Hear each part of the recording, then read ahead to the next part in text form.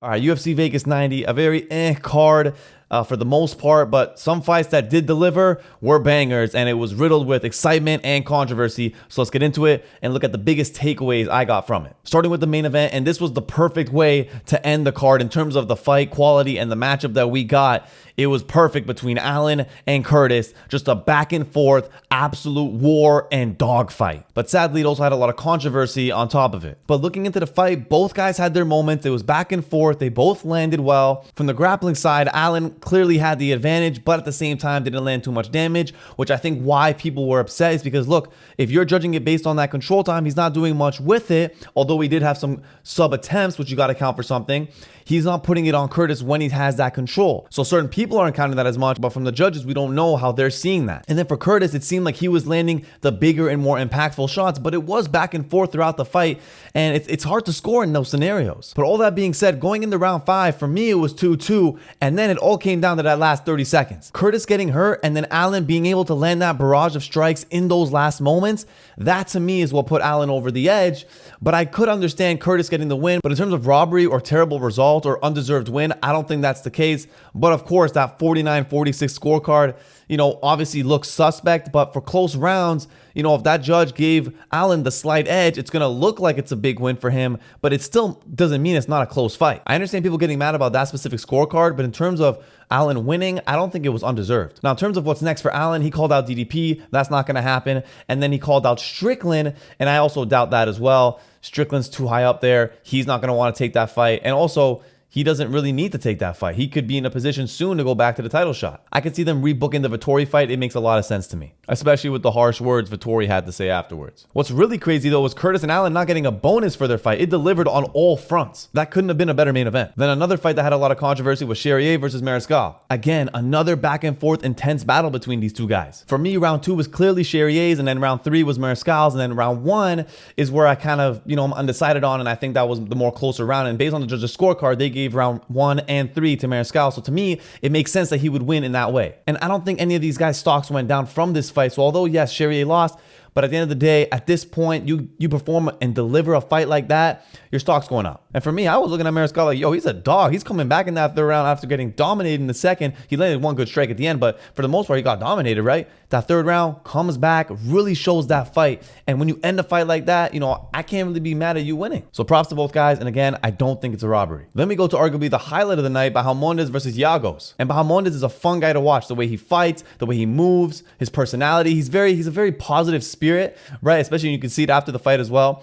But going into the fight, that spinning body kick, beautiful, then pieces him up a bit, then that perfect head kick right on the money. He couldn't have made a better statement and showcased himself any better. Then we go to Peak versus Campbell, another fight where both guys' stock just goes up. Peak proves again, doesn't matter if he wins or loses, he is a must-watch guy, and especially a guy you need to have in front of crowds. He is a crowd pleaser to the max. You can't have him at the apex. Then we go to Campbell, who started the fight beautifully, was very clean in the striking, and as the fight progressed, it got dirtier and messier, and he was struggling on the feet with Peak, and Peak was making Campbell just go for those takedowns, go for broke, try to hold him and control him, because he did not want to deal with Peak, because Peak was just non-stop. No matter what, he just kept pressure. Doesn't matter if you hit him, he's gonna still keep coming, and that was bothering Campbell. So he played the safe route and of course got the win.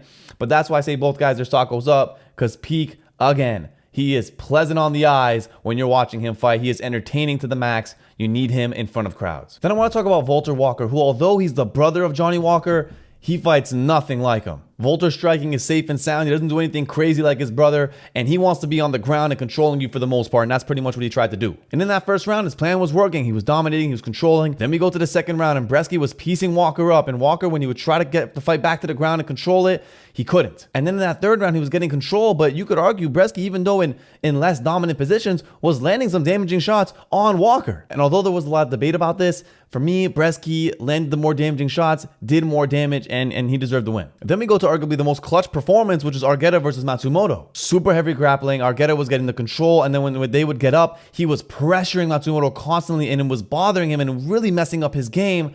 But one mistake, putting his head in the wrong spot, and at the perfect time, Matsumoto catches that guillotine and finishes him with seconds left. And the reason why this was special is because he didn't just snatch and jump the guillotine with a minute left, 2 minutes left, or in the middle of the fight, etc. He did it with seconds left, which is the best thing to do, because then when you have seconds left, you can just go full squeeze. Don't worry about getting tired, because you know the round's going to be over in like 5 seconds, 10 seconds. You can rest for that 1 minute and kind of get your flow back. He just squeezes as hard as he can and just gets it at the perfect time. 2 seconds left and it's over. Matsumoto with a huge comeback victory and a clutch one in a fight that he was arguably going to lose if he couldn't get the finish. It doesn't happen too often, so it was dope to see. Then we go to Budka versus Almeida, and again, we see the guy grappling heavy, holding on for long periods of time, eventually gets stopped. Again, Almeida really couldn't get his game going in this fight at all because of Budka's grappling and control. But because Almeida was able to stall his wrestling, that really tired out Budka, and you could see him visibly